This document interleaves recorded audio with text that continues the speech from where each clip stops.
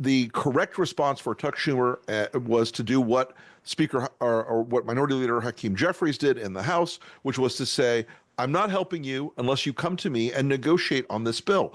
They did not negotiate on this bill. They refused to negotiate on this bill. Chris has piped up. He sent in a WhatsApp. He says, Trump will not fully pivot against Russia.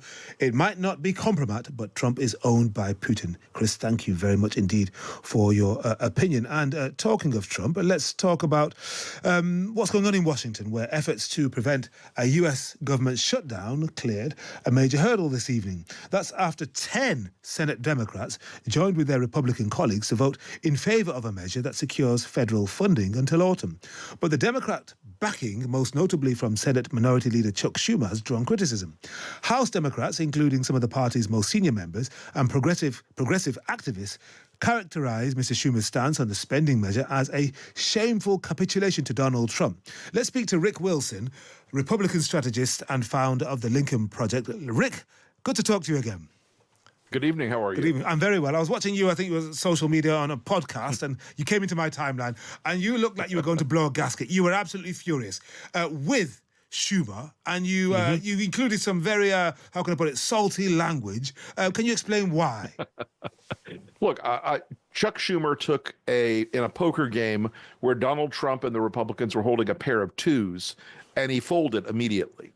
There was no reason to do that this way. What he did was empower the Trump administration to continue doing what it's doing for 9 more months. There were a host of poison pills in this CR, continuing resolution that they passed, or that they're passing this evening.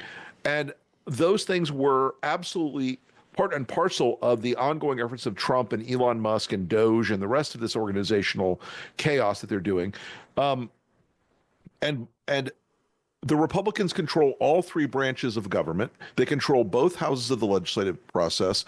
The correct response for Chuck Schumer was to do what what Minority Leader Hakeem Jeffries did in the House, which was to say, I'm not helping you unless you come to me and negotiate on this bill. They did not negotiate on this bill. They refused to negotiate on this bill. And what we ended up with was Chuck Schumer rolling over for John Thune and the House Republicans and the Trump administration. And there's a reason tonight why Donald Trump is praising Chuck Schumer and saying he made such a smart idea. If Trump is praising you in this moment, you've made a terrible mistake. Rick, if these pills in this CR, this continuing resolution bill, are so poisonous, why do you think Chuck Schumer, who is a veteran, he's been majority leader several times in the past, why do you think he, as you say, rolled over? Look, longevity does not equate to strategy at this point.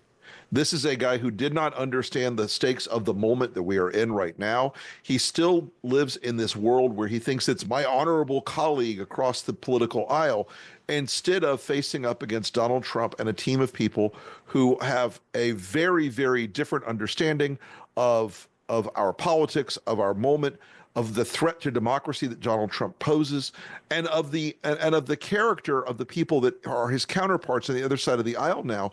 He is completely missing that moment. He does not understand what he's doing in terms of these folks, and he refuses to take the position that the Democrats have power.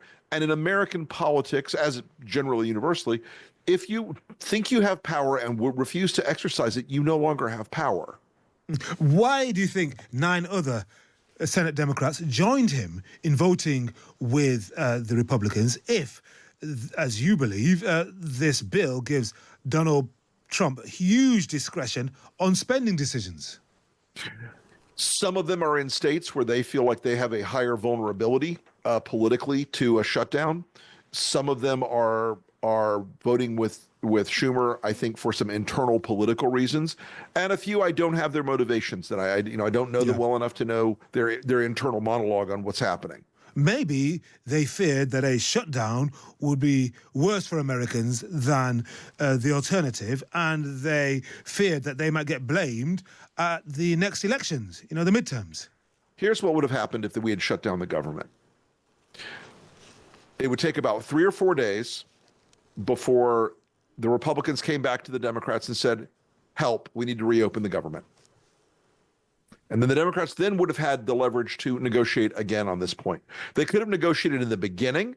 They could have negotiated after a shutdown. They could have negotiated to time this situation to political advantage, but instead they've chosen to throw it away. The shutdown, with Republicans controlling every single aspect of Congress and controlling the White House, they had a situation where they would not have ended up accumulating the blame for it, because they're told every day that they're in the minority, they have no power, Trump will do what he wants, the Republicans will do what they want, and America hears that every single day. So they ran away from this fight on an imaginary harm that was completely notional, completely hypothetical, based on a completely wrong reading of how America perceives the political power dynamic in D.C. right now. The question then, Rick, is what is the right reading? Now, you'll know James Carville, the former Democratic strategist from Louisiana, and he's a guy who's seen a few things like you. And he's saying to the Democrats, this thing is going to hell in the handcart. The Republicans' hand is on the tiller. Let them destroy themselves. Democrats, get out of the way. But you don't agree with that then? Look, I love James. I consider James a brilliant thinker and a friend, but we disagree on this point, and I'll tell you why we disagree. The speed of action of Trump and Musk and the Project 2025 team that is dismantling America's alliances, dismantling America's economy, dismantling America's systems of governance, everything from park rangers to our international status in the world, is moving at a speed that is not amenable to wait and see them collapse, wait and see how much people hate this later.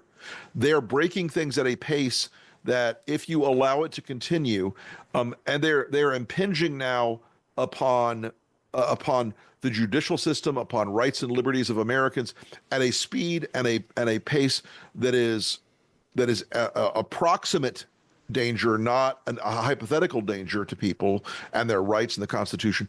You can't wait around and say, let's let the arsonists burn the building down, then we'll call the fire department. You want to stop the arsonists before they burn the entire building down.